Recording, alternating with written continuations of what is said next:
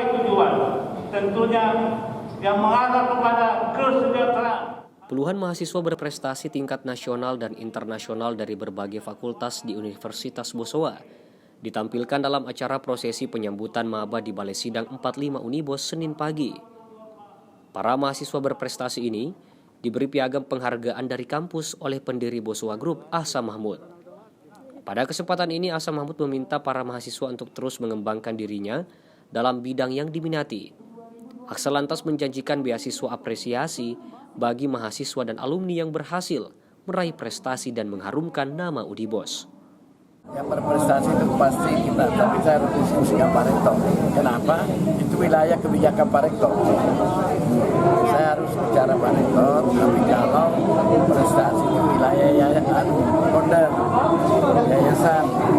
boleh bahwa prestasi kita bisa, karena di Bosowa itu ada namanya Bosowa Foundation.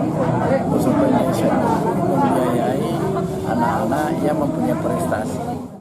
Aksa bahkan terkagum-kagum atas pencapaian prestasi sejumlah mahasiswa Unibos.